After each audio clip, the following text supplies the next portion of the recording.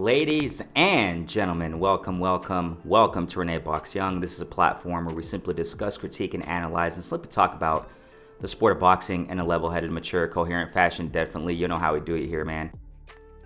Subscribers since day one, recent subscribers, I appreciate each and every one of you. Welcome. If you're a new listener, hey, we love the sport of boxing. It's as simple as that. Hit the notification bell so you know when I do my live sessions, my flash lives, premieres, and my videos such as this right now. Shouts out to everybody who's been supporting, man, in every way. You know what I'm saying? Tuning in, chatting away in the live sessions. It's so much fun. The premieres also, those who tune into real time, the playback gang, shouts out to you. Those who, comment in the comment sections of the videos. Just all your support all around. I love it, man. Thank you guys so much. Check this out, man. Getting some news here, man. I've said it time and time again. I'm constantly getting information from my plug, man. My plug, L-Dub the plug. Go sub to L-Dub the plug. That's what I'm talking about. Always send me information, man. And I got some news, man. I was like, heck yeah, I like it. I like the sound of this, ladies and gentlemen. I like the sound of this. Danny Garcia talking about, it sounds like, Danny Garcia and Thomas Delorme, ladies and gentlemen, are in talks for a fight, ladies and gentlemen, But what's interesting about it is it's going to be at 154. At 154, man. If you haven't heard, or I'm sure, most of the box community knows about, Danny Garcia, how he has, expressed several times about talking about, moving up to 154 to fight at 154 and to compete at 154. First and foremost, I want to say this, man. I don't think it's over for Danny Garcia. However, I have been quite skeptical of him, but I mean, he steps up to the plate and he fights these guys. I definitely put respect on Garcia, Danny Garcia, and in all fighters, generally speaking. But, in particular, Danny Garcia, man, I mean, he stepped up and fought the best. And there's no debate on that. There's no debate on that, ladies and gentlemen. When it comes to Danny Garcia, man, he's a true warrior. He's a true fighter. My respects, my utmost respect. Why have I been skeptical? Because, it just seems like he I don't know if that's the word, but it seems like he's just kind of been distracted between fights sometimes, He's really a busy guy. He's a busy guy, entrepreneur, businessman. It seems like he's kind of busy in those aspects and distracted. But hey, he proves me wrong. He proves me wrong. Recently fought Errol Spence. Great fight. Nothing to take away from Danny Garcia. Why? Because he fought the best in the division, man. However you want to say it, however people want to say, no, Bud Crawford's the best. No, well, we know what's going on here. Errol Spence has been fighting the top. Danny Garcia, utmost respect to him. He fought the top. And he has fought the top names in the welterweight division, ladies and gentlemen. And, I definitely respect that, And it's been said that, Danny Garcia, every time he steps up to the plate with the top champs, in the division, in particular, 147, he loses. But he puts up a good fight, though. He puts up a good fight. And it's also been said, that, Danny Garcia, he's done a lot better, at 140. And I understand it, definitely, man. I understand it. But the point here is Danny Garcia is a warrior. That's why when I heard this news, man, at first I was that one more time of him saying that he's going to move up to 154. I didn't think he was serious about it. I honestly didn't think he was serious for the same reason, I just kind of see him distracted, outside the ring. But I'm not saying that he's, living a wild party life. No, just, he's just doing other things and he has other ventures and that other avenues that he's, that he's in, that reality show or whatever the heck it is. I don't watch it. I don't follow that stuff, but I don't know, with his family or something like that. But, he's just a busy guy, and I didn't really believe him when he was talking about he was moving up to 154 and he wanted to move up to 154. But it looks like, it looks like it's going to happen. And now when you flip the script and go to Thomas Delorme, some people may say, Thomas Delorme, why? I mean, this is great, though, man. This is a great fight. This is a great matchup, ladies and gentlemen. I mean, we cannot knock Danny Garcia. If he plans to have his first fight against Thomas Delorme at 154, why? Thomas Delorme is a game opponent, ladies and gentlemen. He's a game fighter. Some people may criticize Thomas Delorme. No, he's fought. He's lost several fights. He's lost his last 2 fights against Stanionis. Against Stanionis. Now, if I'm not mistaken, before that, Thomas Delorme lost to, I think it was Jamal James. But the thing here, man, I mean, Thomas Delorme fights. And you can't really nitpick too much on Thomas Dulorme because he doesn't have that many losses anyway. I think it's 4 if I'm not mistaken. It's not that bad. You know what I'm saying? We got to get over that, and I've said it time and time again, man. No, I think it's 5 losses, 4 or 5. Let me get back to this. I'm checking it real quick, man. I'm gonna go to this box record real fast. Yeah, it's 5. It's 5. But you can't knock a fighter off just because of that amount of losses, and we got to get over that. You know what I'm saying about a fighter who has a loss or 2 losses, he has to be undefeated to be great. No, or to even be considered. I mean, for crying out loud, Ugas. How many losses does Ugas have? What, 4 if I'm not mistaken? Around there. WBA super champ as of now, at least. soon to be not. No, I'm just kidding. I'm just joking, right? He's gonna fight Pacquiao, obviously, but he has several losses.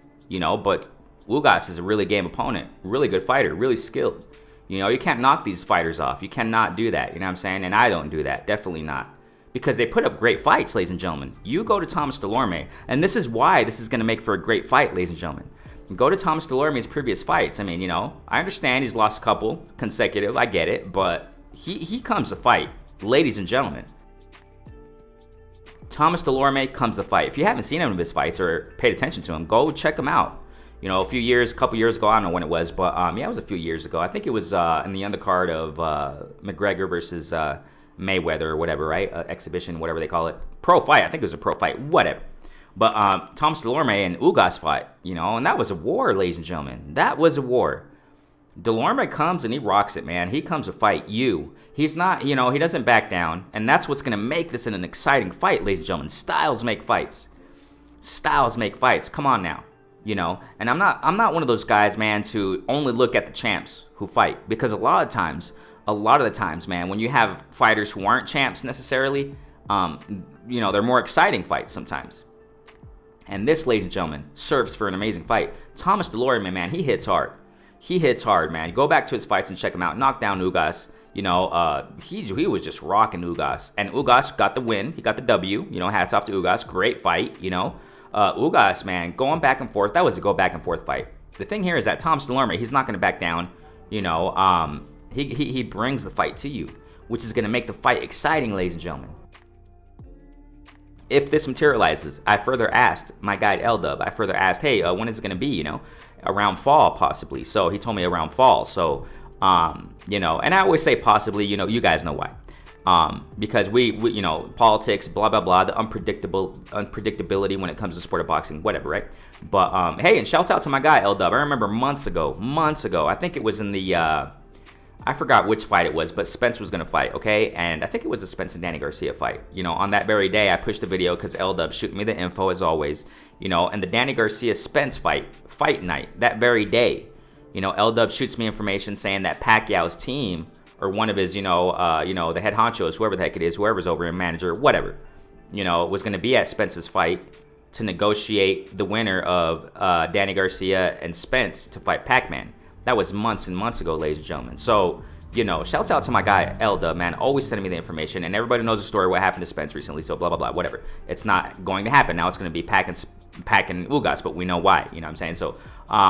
So once again, my guy, Elda, sending me this information, saying that they're in talks, Danny Garcia and Thomas Dulorme. And this is going to be a beautiful fight if this goes down, ladies and gentlemen. And in the fall, come on now.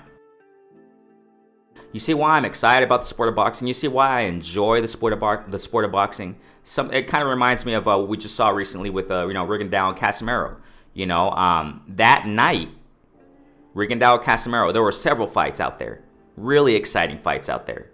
I understand and I complain about it. It is what it is. That's just my opinion. I didn't really dig the Casimero and Rigondeaux fight, and they're both at fault. Both fighters are at fault for not making an exciting fight, an entertaining fight. I get it, whatever. It is what it is. But there were several entertaining fights in that night in general. And Top Rank, and you had some great fights.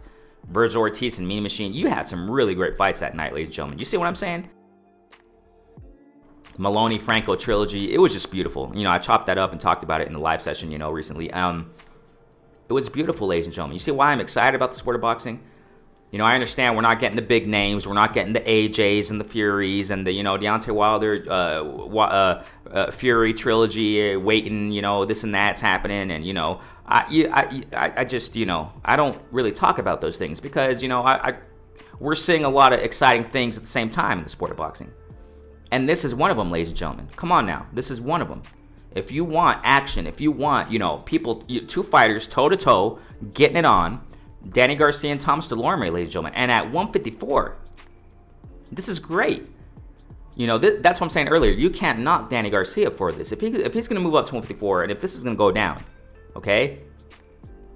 First fight, Thomas Delorme to test the waters at 154, that's great.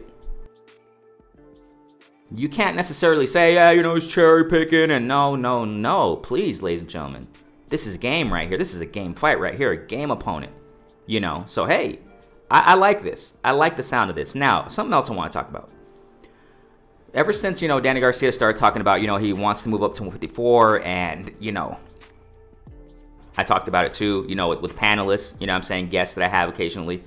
Shouts out to family out there, we talked about this. I don't remember when it was, and I forgot the panelists. I think it was Bruce Goes, and I think it was LeVar Cooper, if I'm not mistaken. Shouts out to my guys. I just don't remember exactly who the panelists were. We're talking about this, and amidst the several topics we usually talk about. And, this is another point I want to talk about. Danny Garcia, will he go far? Can he go far at 154?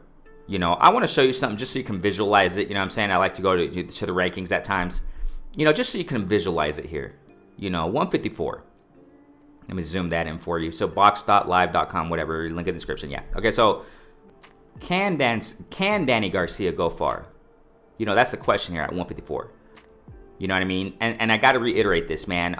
Danny Garcia versus Thomas Delorme at 154 so that Danny Garcia can test the waters. That's great. However, let's just, and I don't even know who's going to win. I mean, that's how good of a fight this is. Let me just knock that out there. I don't even know who's going to win. That's how good of a fight this is, ladies and gentlemen, between Danny Garcia and Thomas Delorme. Let's just, hypothetically speak, if they fight, if Danny Garcia beats Thomas Delorme, you got these names, ladies and gentlemen, at 154. I mean, you got some tough names. People have criticized also and have had the audacity to criticize these top names at 154, which I think is quite foolish. It's quite senseless, man. Several of these fighters have been criticized for being knocked out several times, or they don't got chins. For example, I mean, you go. Everybody knows the story. Harrison, how he got knocked out by Charlo. J-Rock, Lubin. How these guys don't have chins and this and that. But ladies and gentlemen, you gotta understand something, and I gotta make it very clear. These guys are hard hitters. These guys at 154, they are hard hitters, ladies and gentlemen. They're tough. You got some warriors here, ladies and gentlemen. Do I even have to mention Jermell Charlo? Do I have to mention that? I mean, that's amazing.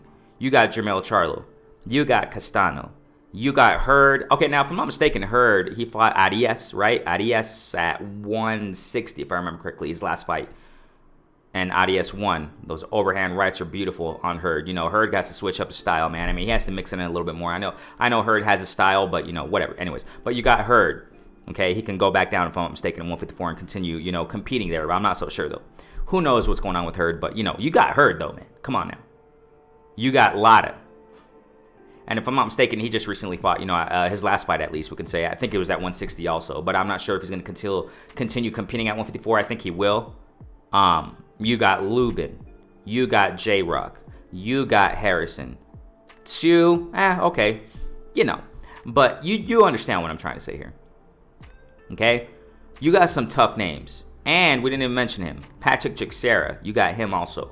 Patrick Teixeira, he lost against Castano, to get the opportunity to fight Jermell Charlo.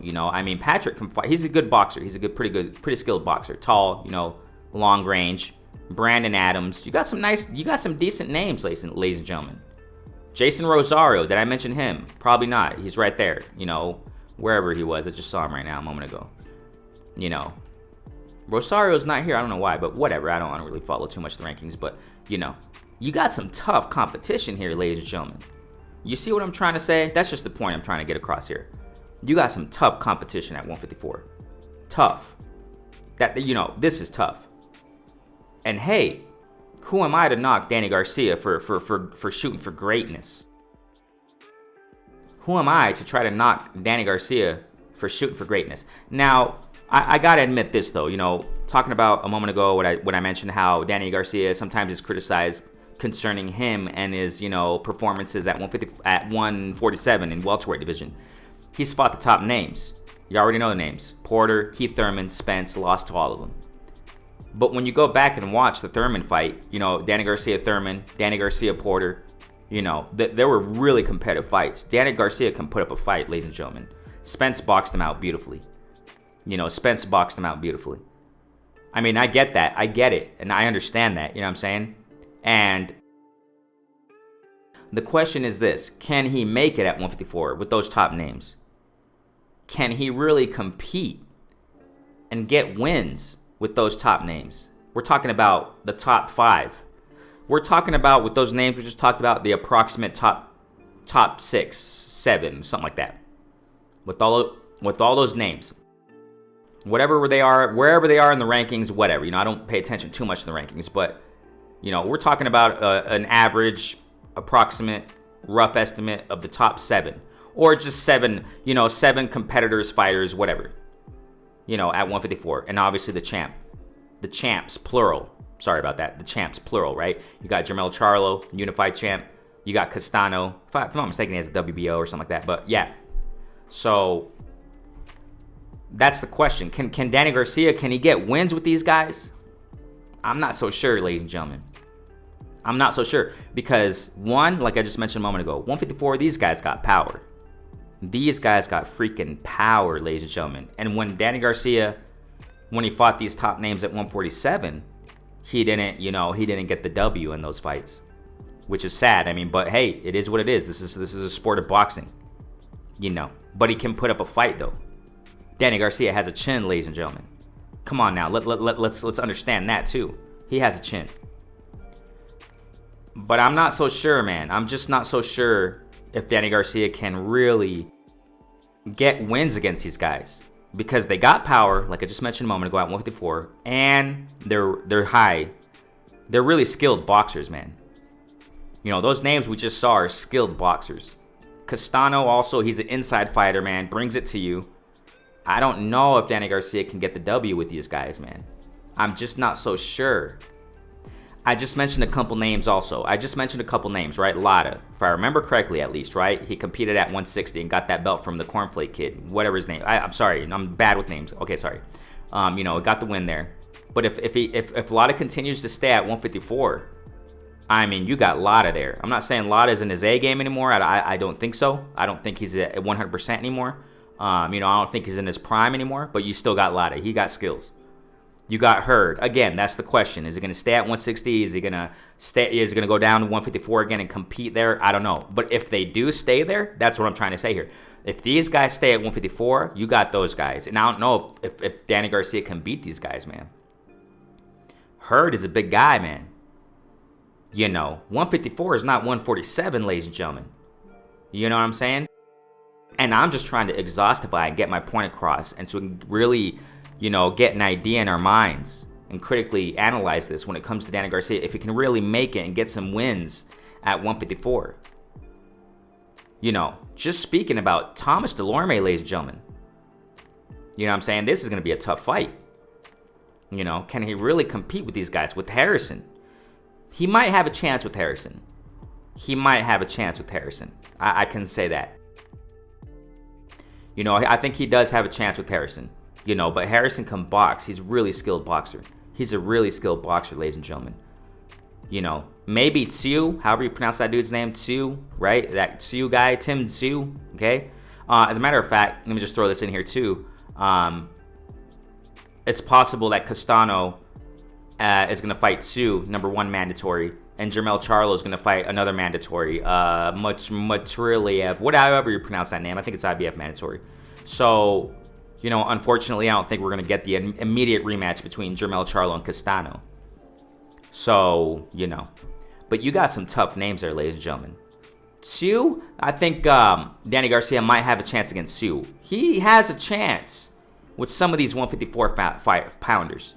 Tim Tszyu, I think Danny Garcia would, it would be a tough, rugged fight, though.